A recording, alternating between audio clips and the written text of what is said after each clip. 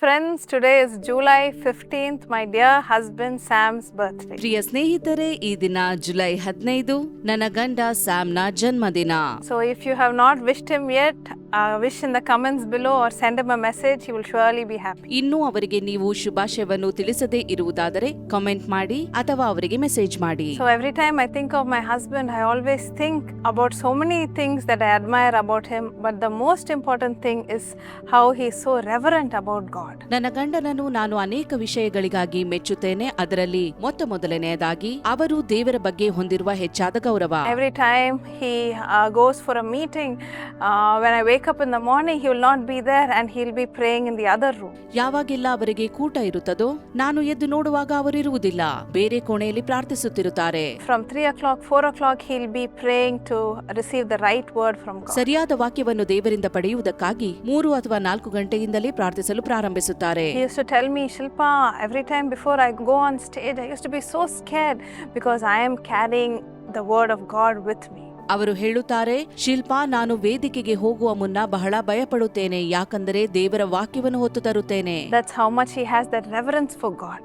ಅಷ್ಟು ಗೌರವವನ್ನು ದೇವರಿಗೋಸ್ಕರ ಅವರು ಹೊಂದಿದ್ದಾರೆ. And because of that reverence, God has favored him in so many ways. ಈ ಗೌರವದಿಂದಾಗಿಯೇ ದೇವರು ಅನೇಕ ವಿಧಗಳಲ್ಲಿ ಅವರಿಗೆ ಅನುಗ್ರಹಿಸಿದ್ದಾನೆ. God has blessed him in so many ways. ಅನೇಕ ವಿಧಗಳಲ್ಲಿ ದೇವರು ಅವರನ್ನು ಆಶೀರ್ವದಿಸಿದ್ದಾನೆ.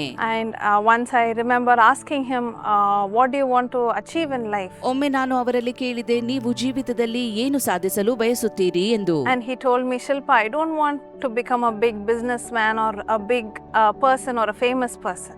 ಅದಕ್ಕೆ ಅವರು ಹೇಳಿದರು, ಒಬ್ಬ ದೊಡ್ಡ ವ್ಯಾಪಾರಸ್ಥನಾಗಬೇಕು, ಪ್ರಸಿದ್ಧ ವ್ಯಕ್ತಿಯಾಗಬೇಕು ಅನ್ನುವ ಆಸೆ ನನಗಿಲ್ಲ.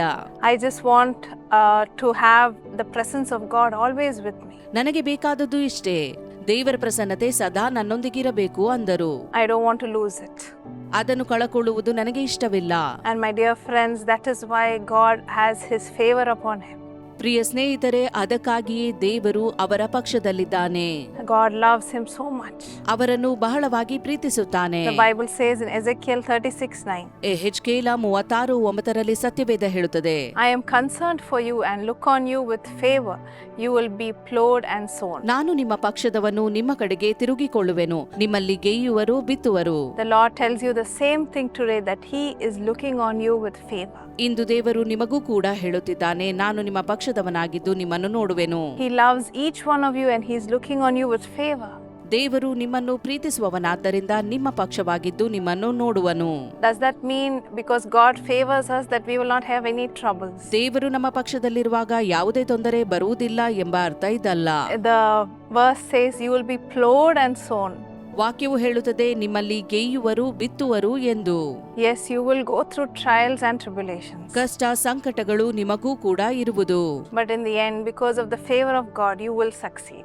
ಆದರೆ ದೇವರು ನಿಮ್ಮ ಪಕ್ಷವಾಗಿರುವುದರಿಂದ ನೀವು ಅವುಗಳನ್ನು ಜಯಿಸುವಿರಿ.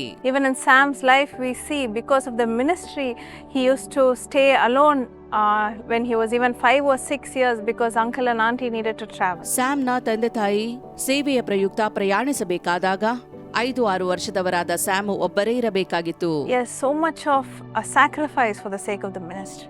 ಸೇವೆಗಾಗಿ ಅವರು ಬಹಳ ತ್ಯಾಗಗಳನ್ನು ಮಾಡಿದ್ದಾರೆ. But because of that, the Lord has blessed him today. ಅದರಿಂದಾಗಿ ದೇವರು ಅವರನ್ನು ಹೇರಳವಾಗಿ ಆಶೀರ್ವದಿಸಿದ್ದಾನೆ.